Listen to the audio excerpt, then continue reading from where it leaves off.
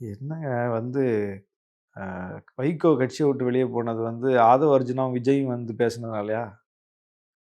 என்ன இது நீங்க வந்து ஈவிகே சம்பத் வெளிய போனாரா? அது வந்து ஆதவ அர்ஜுனும், விஜயும் வந்ததுனாலயா? திமுகல காலங்காலமா இந்த அது வாரிசு திமுகவுல இருந்து தொடர்பான வெளிய போணும். திமுகவும் உடையுது அது. எம்ஜிஆர் உடைச்சாரு, ஆமாங்க. வைகோ உடைச்சாரு. திமுக சந்திக்கிற பிரச்சனையே, நெருக்கடியே, விமர்சனமே காலங்காலமா இதுதானே. குடும்ப கட்சி, குடும்ப ஆட்சி, கலைஞருக்கு மகன், அந்த மகன், மருமகன், பேரன், மகள் இவங்கள எல்லாம் கொண்டு வந்து உட்கார வச்சிருக்காங்க. இது வந்து இன்னைக்கு நேத்தைக்கு விமர்சனமா? இன்னைக்கு நேத்தைக்கு விமர்சனம்னா சொல்லுங்க பேசுவோம். காலங்காலமா மக்களும் இத கேட்டு கேட்டு புளிச்சு போயி, மக்களும் எல்லா கட்சியிலும் இத பார்த்து பார்த்து புளிச்சு போயி, திமுகவ இதுக்காகவே எதிர்த்தவங்களும் வெளிய போய் தனி கட்சி கட்டி, அவங்களும் அவங்க வாரிசுகளையே கொண்டு வந்து நிறுத்தி, அதையும் மக்கள் பார்த்து, ஓ! இது இவ்வளவுதான் கதையான்னு மக்களே ஒரு முடிவுக்கு வந்துட்டாங்க. என்ன? வாரிசுன்னு சொல்லிக்கிட்டே இன்னைக்கு வந்து இப்ப தாவேகால ஒருத்தர் பேசுறாரு. ஏன் உதயநிதிக்கு குடுக்கணும்? பிறப்பின் அடிப்படையில். கனிமொழி குடுக்க கூடாதா? அப்படின்னு கேட்கிறாரு. அவங்க கனிமொழி ஒரு பெண்ணா இருக்காங்க. கனிமொழி யாரு?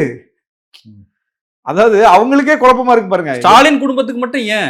கலைஞர் குடும்பத்திலேயே ஸ்டாலின் குடும்பத்துக்கு மட்டும் ஏன்றதானே கேள்வி. கனிமொழியும் நாடாளுமன்ற உறுப்பினரா இருக்காங்க. கட்சியில முக்கியமான பொறுப்புல இருக்காங்க. எல்லாமே தானே இருக்காங்க. பிஜேபி காரங்க எல்லாம் அழகிரி மட்டும் என்ன தக்காளி தொக்கா அவருக்கு கொடுக்க கூடாதுன்னு அவங்க வேற வர்றாங்க. அப்ப பிரச்சனை அது இல்ல. அந்த கட்சி முடிவு பண்ணுது. அந்த கட்சியில யார் தலைமை பொறுப்புல இருக்கணும், யார் அந்த கட்சியை வழி நடத்தணும்னு அந்த கட்சி முடிவு பண்ணுது. அந்த கட்சி மட்டும் தான் இதை முடிவு பண்ணுதா? பாமக யார முடிவு பண்ணியிருக்குது? தேமுதிக யார முடிவு பண்ணியிருக்குது? புதிய தமிழகம் யார முடிவு பண்ணியிருக்குது? ஐஜேகே யார முடிவு பண்ணியிருக்குது? தமிழ் மாநில காங்கிரஸ் யார முடிவு பண்ணியிருக்குது? இந்தியா முழுவதும் வந்து அகிலேஷ் யாதவ், தேஜஸ்வி யாதவ், உமர் அப்துல்லா, ஜெகன்மோகன் ரெட்டி, குமாரசாமி, மெஹபூபா முஃப்தி, இன்னும் எனக்கு ஞாபகம் இல்லை நிறைய. அவர் நவீன் பட்நாயக், அப்படியே இந்தியா முழுவதும் வளம் வாங்க ஒரு ரவுண்ட் அப்படி போயிட்டு வாங்க.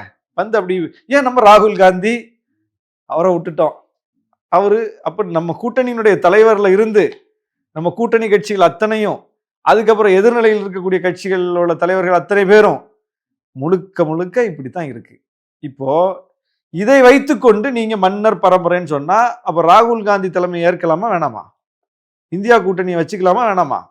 உதயநிதியோட மோதணும்னா தாராளமா மோதுங்க. அதை பத்தி பிரச்சனை இல்லை. அதுக்கு விசிகாவை ஒரு களமாக பயன்படுத்தி கொண்டு, விசிகாக்கு முதல்ல அப்படி ஒரு அஜெண்டா கிடையாதுல்ல. இந்த வாரிசு எதிர்ப்பு அப்படிங்கிறது விசிகாவுடைய அஜெண்டா கிடையாதுல்ல. அன்புமணியை நாங்க எதிர்க்கிறோம். அவர் ராமதாஸுடைய பையன் அரசியலுக்கு வந்துட்டாருங்கிறதுக்காக எதிர்க்கிறோம்.